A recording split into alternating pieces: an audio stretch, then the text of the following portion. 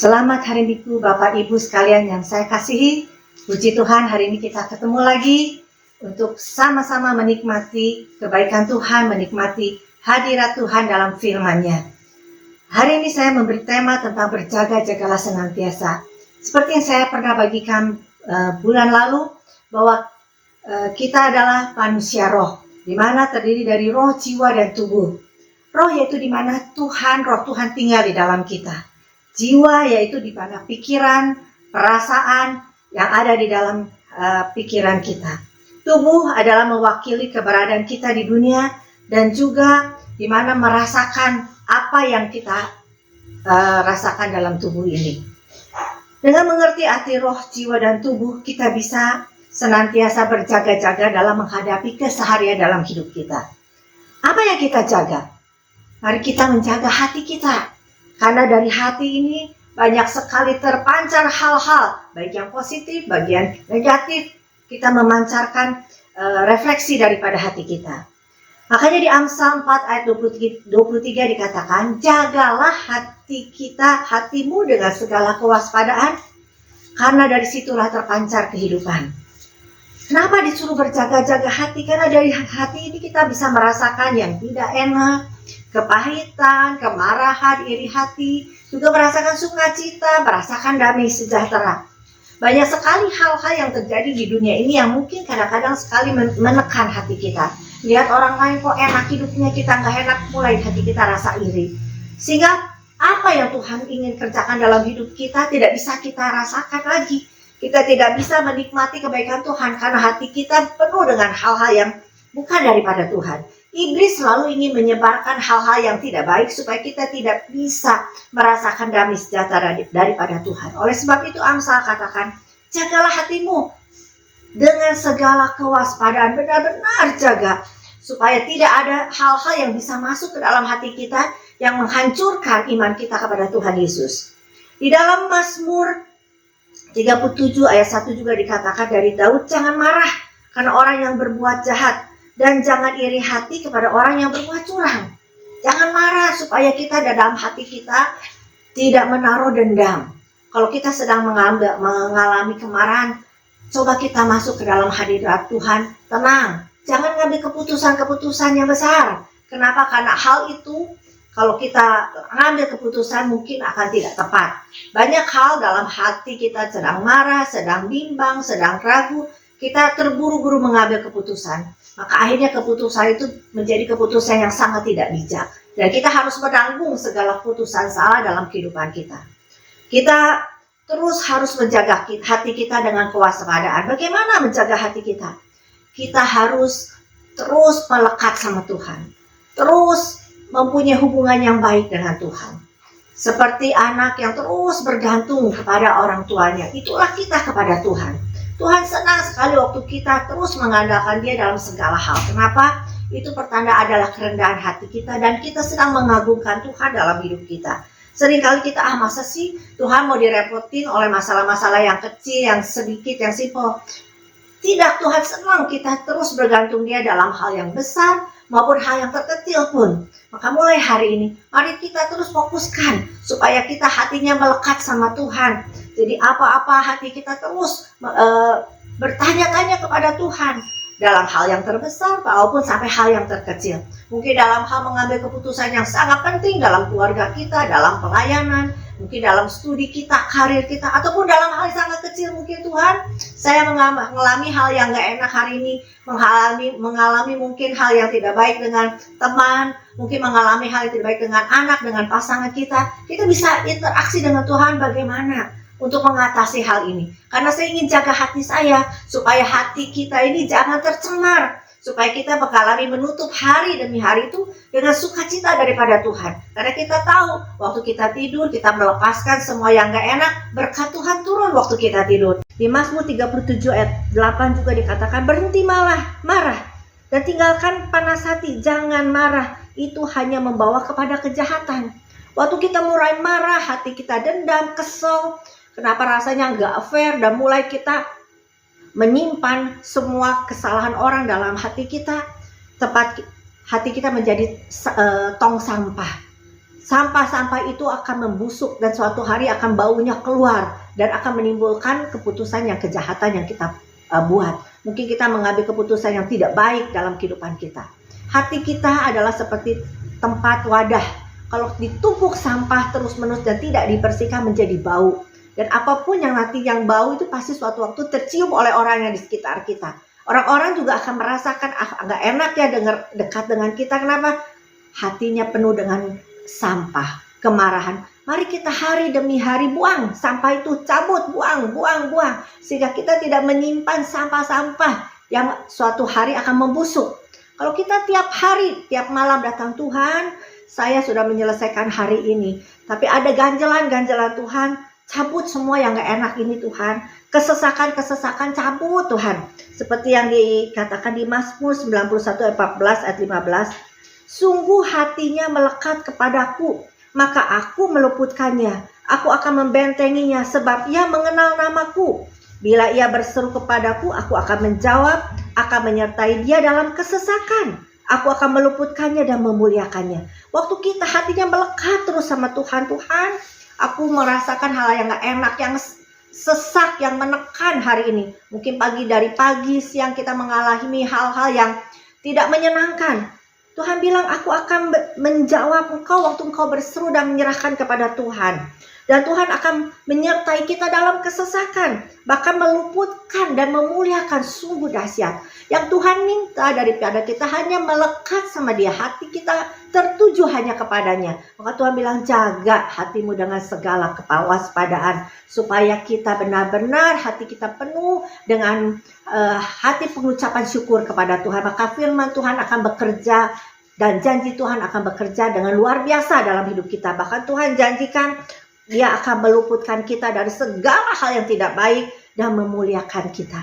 Sungguh dahsyat firman Tuhan itu, ya dan amin. Maka hari ini selagi Bapak Ibu mendengarkan firman pada siang hari ini, mari kita bereskan hati kita. Lepaskan, bebaskan dari hal yang tidak baik. Ingat, menumpuk kesalahan, menyimpan dendam itu adalah sampah. Dan kita harus buang setiap hari sampah itu. Sehingga tidak menjadi tempat untuk iblis dapat bekerja dalam hidup kita.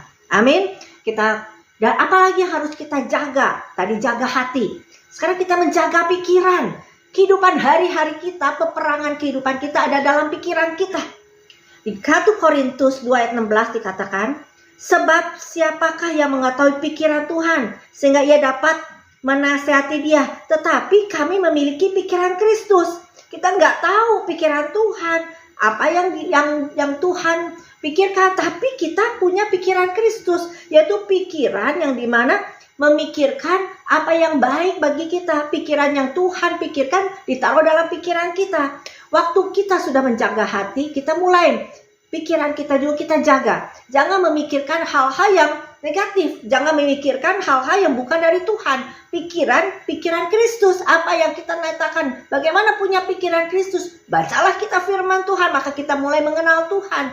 Apa yang Tuhan pikirkan. Apa yang Tuhan firmankan menjadi apa yang kita pikirkan. Dan di dalam Kolose 3 ayat 23 dikatakan, pikirkanlah perkara yang di atas, bukan yang di bumi. Sebab kamu telah mati dan hidupmu tersembunyi bersama dengan Kristus di dalam Allah. Di Kolose 3 ayat 2 dan 3 dikatakan, pikirkan perkara yang di atas, bukan yang di bumi. Yaitu pikirkan apa yang Tuhan kehendaki dalam kehidupan kita. Pikirkan apa yang Tuhan mau kita kerjakan dalam kehidupan kita. Karena kita sudah mati. Waktu kita menerima Yesus sebagai juru selamat yang hidup, hidup kita sudah mati dan yang lama sudah mati, yang baru adalah hidup kita sekarang, yaitu hidup bersama Yesus. Apa yang Tuhan rencanakan biar itu juga terjadi dalam hidup kita, itu yang kita pikirkan. Dan kita tersembunyi dengan Kristus. Apapun masalah yang kita hadapi saat ini, ingat, kita punya Yesus yang sudah mati bagi kita. Dan kita juga segala keburukan, kesalahan masa lalu kita sudah mati. Sekarang kita bangkit bersama Kristus. Dan kita akan bersama Tuhan melakukan perkara-perkara yang besar. Apa yang Tuhan ingin kita kerjakan di dalam pelayanannya, dalam pekerjaannya, untuk memperluas kerajaan surga, itu yang akan kita pikirkan. Bagaimana mendatangkan damai sejahtera dalam kehidupan kita, dalam keluarga kita, di dalam pelayanan. Kita membawa atmosfer ilahi, membawa sukacita, membawa kemenangan, hadiah kemenangan, membawa sesuatu yang baik di dalam dimanapun kita berada. Maka kita akan menjadi alat Tuhan yang luar biasa.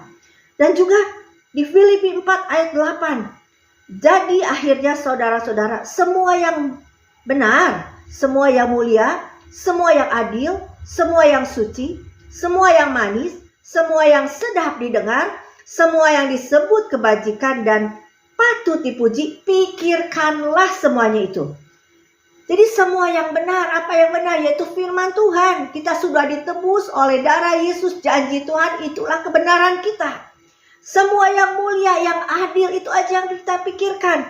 Semua yang suci, semua yang baik, yang manis, yang sedap didengar. Jangan sampai kita selalu memperkatakan hal-hal yang buruk, negatif, seperti tidak punya iman akan masa depan.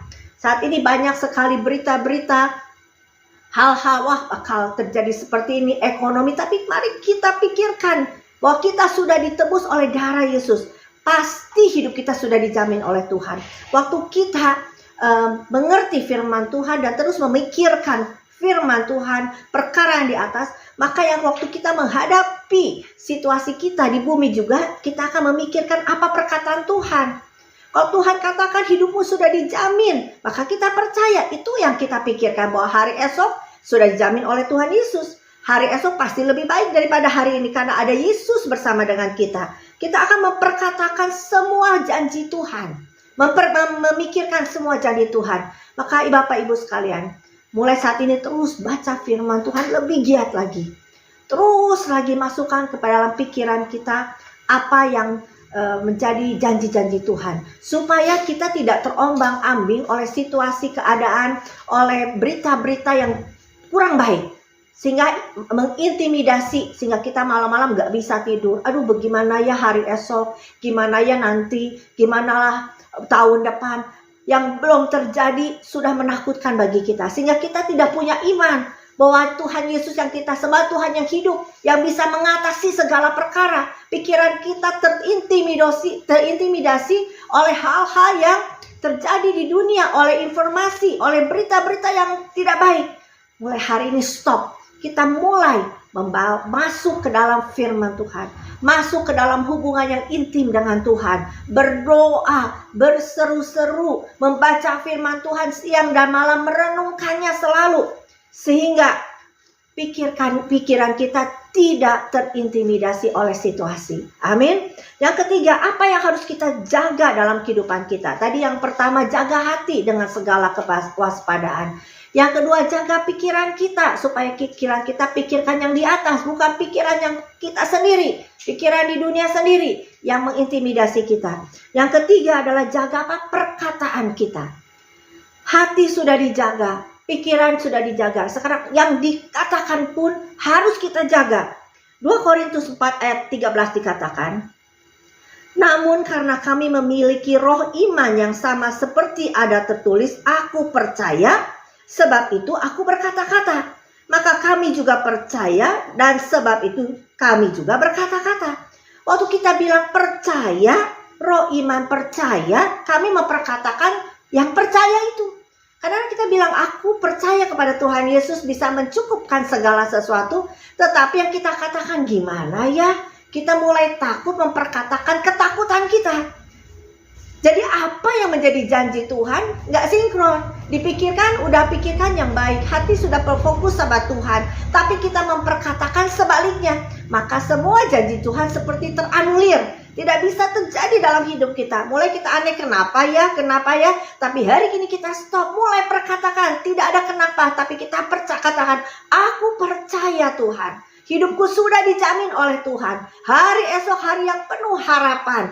Aku percaya janji Tuhan ya dan amin. Kalau aku tidak punya saat ini mungkin belum cukup keuangan, aku percaya Tuhan akan cukupkan semua keperluanku menurut kekayaan dan kemuliaannya. Kita perkatakan semua janji Tuhan seperti kita sedang melemparkan benih iman, benih yang suatu waktu akan tumbuh dengan luar biasa. Maka kita belajar terus apa yang kita percaya itu katakan. Kalau kita memperkatakan ketakutan, kita juga sedang melepaskan ketakutan dalam hidup kita.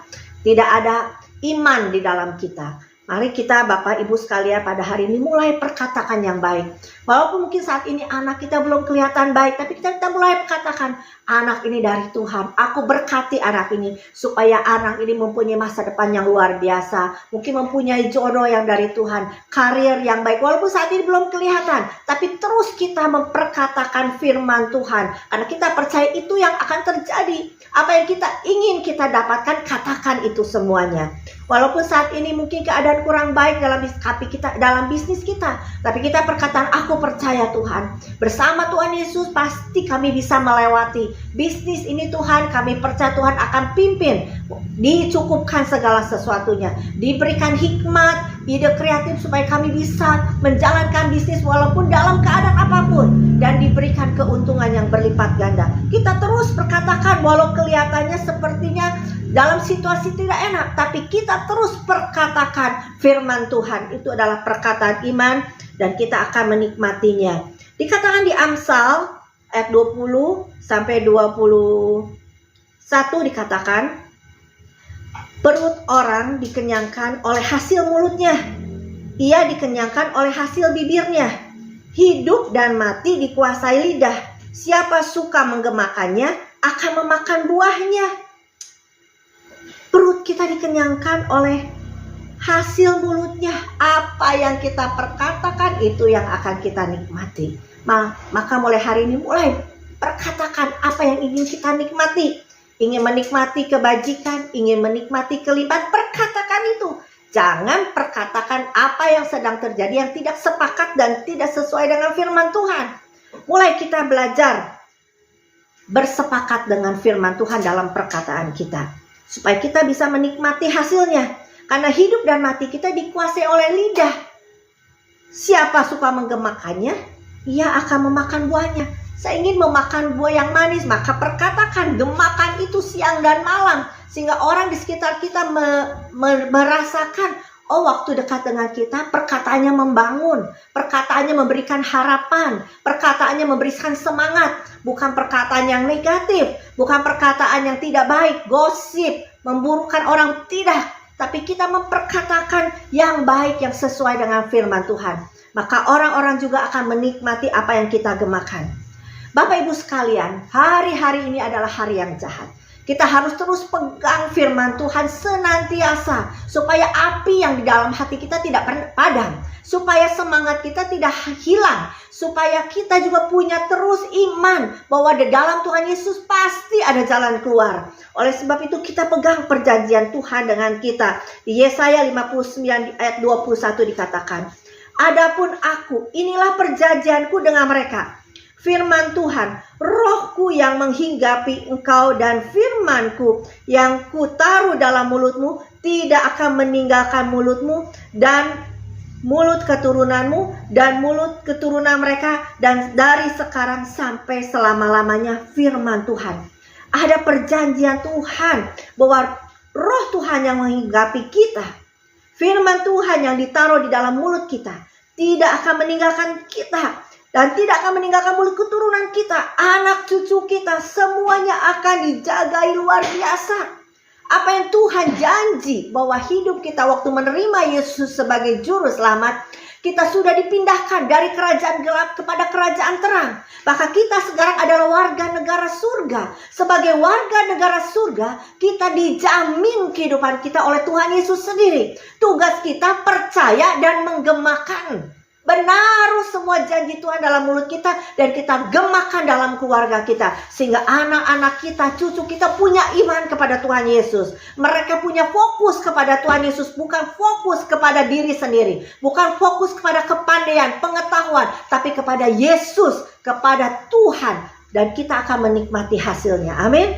Kadang-kadang kita berkata, Tuhan, apa nggak perlu belajar? Perlu belajar, kita punya hikmat, pikiran kita diperbaharui, tapi Tuhan Yesus di atas segala pengetahuan. Kadang-kadang kita mungkin mendapatkan hasil daripada dokter, hasil yang tidak baik. Apakah kita menganulir itu? Tidak. Tapi kita tahu bahwa Tuhan Yesus di atas hasil itu. Bahwa Tuhan Yesus di atas segala-galanya. Dia tabib yang ajaib. Jadi kita boleh pegang perkataan Tuhan. Jadi selalu ada harapan di dalam Kristus Yesus. Kadang-kadang kita terjebak dalam situasi. Kalau menurut analisa bisnis sekarang, situasi sekarang tidak ada harapan. Tapi ingat, kita punya Tuhan Yesus di atas segalanya. Waktu kita baca firman Tuhan, maka pikiran hati kita memperkatakan 80-70% firman Tuhan, maka kita akan berjalan dalam pimpinan Roh Kudus. Di dalam Tuhan selalu ada harapan, supernatural blessing. Bahkan kalau kita cuma punya 2 ekor ikan, 5 ketur roti, bisa memberi makan 5.000 orang. Lebih daripada kenyataan, lebih daripada logika. Itulah kehidupan orang-orang yang hidup di dalam Roh Tuhan. Makanya dalam Bapak Ibu sekalian, di dalam situasi seperti ini, teruslah melekat sama Tuhan. Maka kita menjaga kehidupan kita, hati, pikiran, perkataan dengan lebih lagi sungguh-sungguh. Sehingga benar-benar kita bisa bergerak maju selalu di dalam Tuhan. Tidak stagnan, tidak mati suri iman kita. Tapi terus percaya dan terus move on dengan Tuhan Yesus. Apapun yang terjadi, tetap sukacita, damai sejahteranya Tuhan penuh di dalam kita. Dan kita tetap menjaga iman dalam Kristus Yesus. Yang terakhir, 1 Tesalonika 5 ayat 23. Semoga Allah damai sejahtera menguduskan kamu, kita semua, seluruhnya, dan semoga roh, jiwa, dan tubuhmu terpelihara sempurna dengan tak bercacat pada kedatangan Yesus Kristus. Dan Tuhan katakan damai sejahtera bisa dikuduskan dalam hidup kita, sehingga roh, jiwa, tubuh kita terpelihara sempurna. Karena Tuhan, kita tahu bahwa kita adalah manusia roh. Waktu ini berjalan dan kita mengerti akan cara kerja dalam kehidupan kita, maka kita dengan bersama dengan Tuhan pasti bisa melewati badai semua kehidupan kita. Waktu kita melewati badai, kita punya kekuatan karena kita tahu Tuhan bersama dengan kita. Pikiran kita tidak terintimidasi. Seberat apapun kita akan terus berjalan. Dan seberat apapun kita punya iman bahwa kita pasti bisa lewati. Dan pasti menang. Bahkan lebih dari seorang pemenang.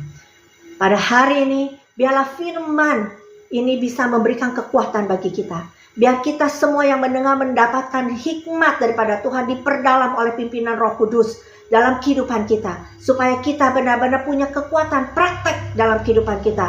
Bagaimana supaya roh kita dengan firman Tuhan bekerja lebih kuat daripada pikiran kita, daripada jiwa kita, daripada tubuh kita. Kalaupun kita dalam keadaan sakit, serahkan sama Tuhan Yesus. Tuhan, tubuh kita sakit Tuhan, kami minta kekuatan pada roh Tuhan. Karena Tuhan katakan oleh bilur-bilurnya sembuh. Aku pegang gitu. Aku perkatakan Tuhan bisa mencabut rasa sakit dalam kehidupan kami ya Tuhan.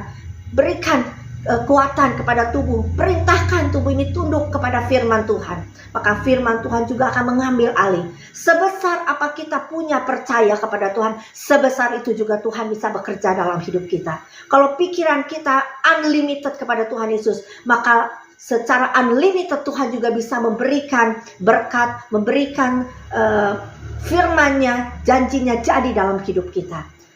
Maka pada hari ini tugas kita hanya percaya kepada Tuhan. Bawa segala sesuatu, masalah kita, kehidupan kita saat ini, kesusahan ini hanya kepada Tuhan saja. Jangan pakai pikiranmu sendiri. Jangan pakai hatimu sendiri yang kadang-kadang menipu. Jangan pakai perasaan kita, tapi pakai perjanjian Tuhan, pakai perkataan Tuhan di dalam setiap masalah kehidupan kita. Selamat hari Minggu. Kiranya Bapak Ibu sekalian setelah mendengarkan firman ini menjadi kuat kembali, menjadi berapi-api kembali di dalam Yesus Kristus, menjadi orang yang lebih daripada seorang pemenang. Tuhan Yesus memberkati.